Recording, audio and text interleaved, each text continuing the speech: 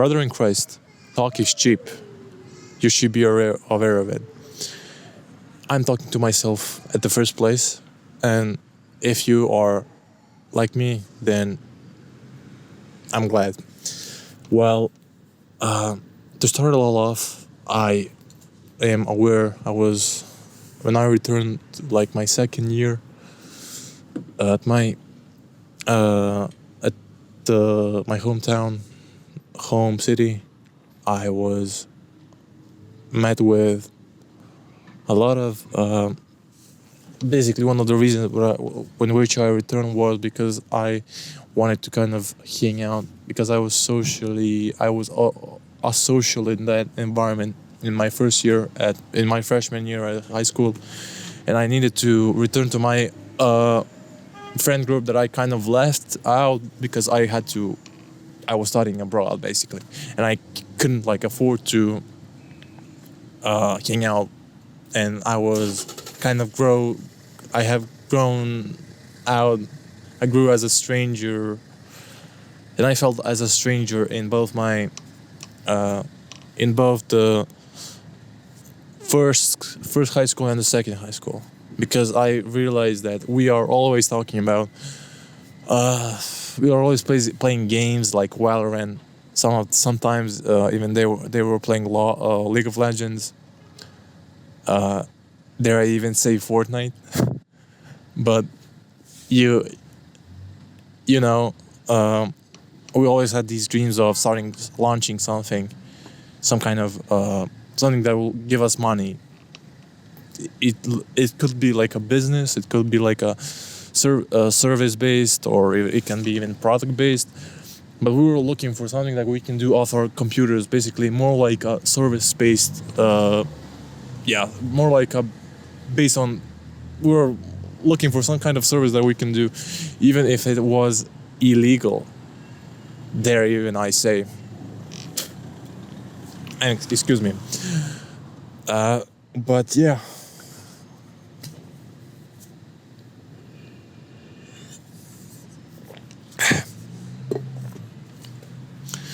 Talk is cheap. Basically, we had these dopamine talks, and dopamine talks were kind of aspiring to something great, and we were always talking about like it, as I previously mentioned, and to which it amounted to nothing. When I say nothing, literally nothing. Just our imagination getting like dopamine filled, all of these hormones that are kind of spike up when we are desiring something. And that's basically when it took me like, it was 2023 when I returned, and I quit being friends with them like 1 year later, because I was trying to mix music in FL Studio. That kind of didn't work out because, yeah, I kind of have to admit it, but I was kind of lazy, and I didn't see myself. It was kind of unbeknownst to me to be. I didn't really identify myself with being an FL Studio guy. Because I didn't know, I do not know even now that if it's high paying, if I can charge clients a really high with really lot of money, because I know like these people who sold their beats for $2-3 basically, and yeah. They kind of, yo bro, can you lure me? Like, I was so, that made me like smile in my head, because I knew if I like launched something up, if it was kind of, if it were to be successful, then they were like going to get all in to kind of extract that value away from me and kind of use me in some sense, because it wasn't natural, you know. It felt to me like it was, yeah, they were like nice people. We were bantering a lot, but I knew for a fact that, and that my hypothesis came true when some of the guys gained like 10k euros, dollars on Bitcoin or some crypto values, and they all jumped in the call to kind of get some money, like extract some money, some value, as I said, from him.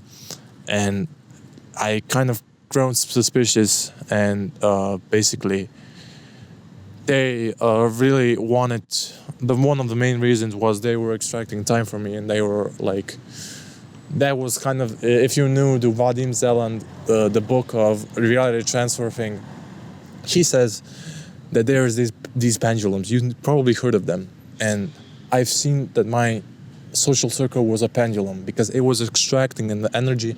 It didn't get any energy in return, but it was just feeding itself by me, like kind of wasting my time, wasting my energy on that. And since then, I am basically that it is 2 years since I am kind of since I broke out of that kind of those friends, of those people. And yeah, I've seen yeah, it is hard to kind of work in, and I've seen how delusional I was even now. I see a lot of people that are like that, even in my class, even in my generation, in my school, who are talking about experience like, yo, listen to this, listen to what happened to me. And like, there is no I've seen this guy, he's called Jet Franson. He's, I think, 22, 23. He's like maybe 4 years older than me, 3 years. And I've seen him talk about that. He cited, I think, Aristotle or Plato. I don't know exactly.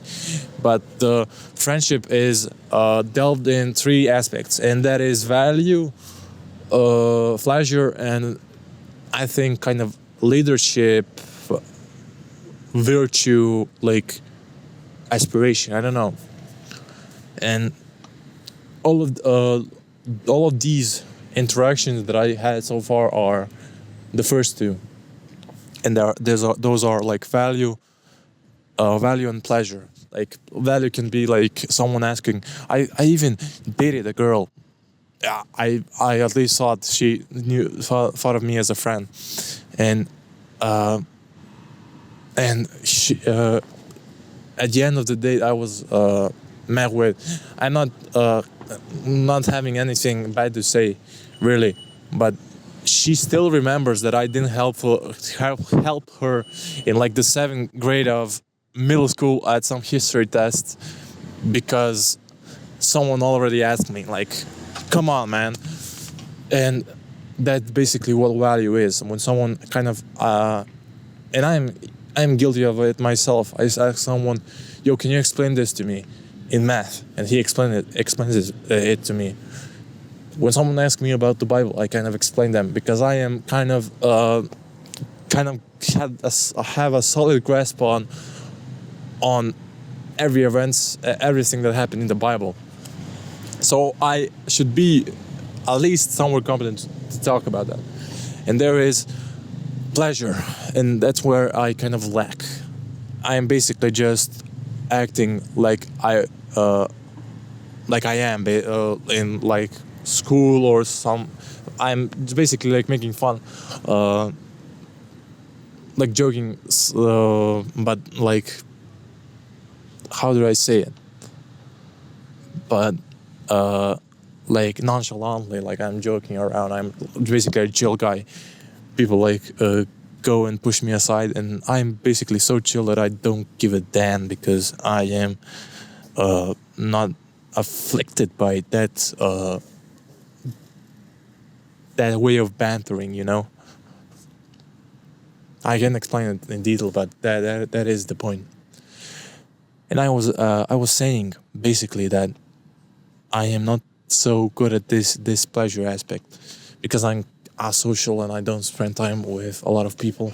But I am open to discuss something that is even hard for me to kind of it's hard for me even to kind of about the value stuff and virtue. The virtue part is where I entered this course where people were learning video editing on Premiere Pro and video editing, and we were basically I think in the Adobe programs, in the Adobe Cloud programs, and we were talking to 3 a.m. and we were working, like sharing our screen and working on our like projects and videos that we were creating for practice or for clients. And that is the part which is the most important, because we held each other accountable. We practiced, so we were practicing and harnessing our virtue, and we were building trust. That is the third component. It is very important.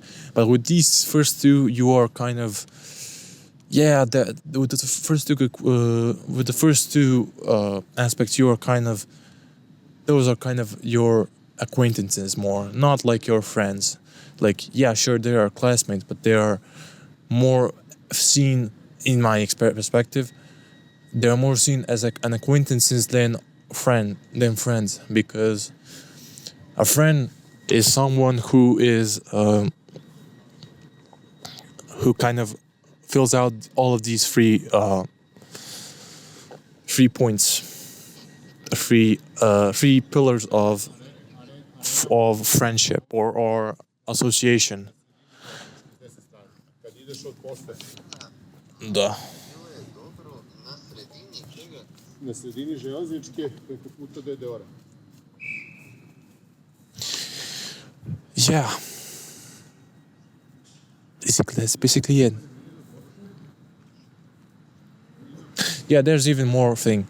There are these proximity friends. That's a term that I kind of grow fond of, because most of the people are associated by the behavior. They're addicted to something like a video game, and they will play like some game together and they're kind of friends. They call each other friends because that's what friends are supposed to do.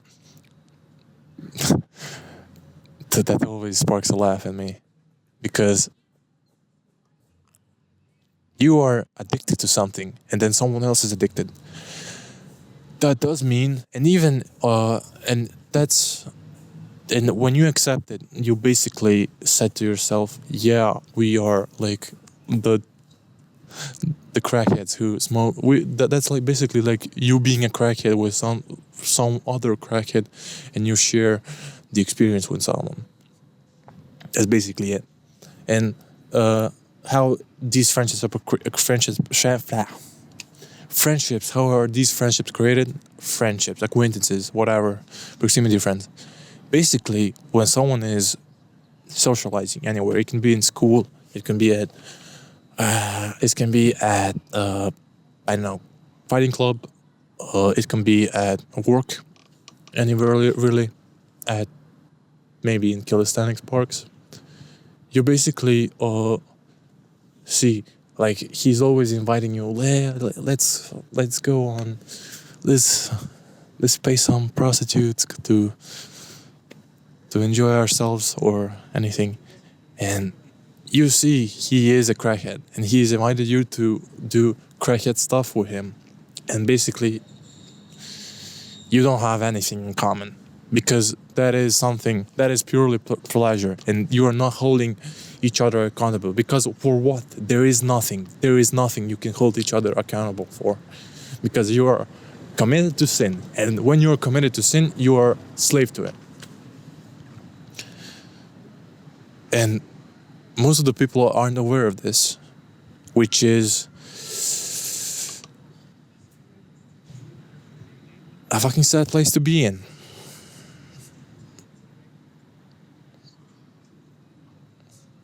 As I said in the previous videos, one of the previous videos, some people will think that they some people will want only to know how to make bread, while some other people will need much more knowledge and wisdom to kind of survive off of. Yeah, that was basically it. Thank you for watching, and yeah, peace. May God bless you with success and prosperity. Bye.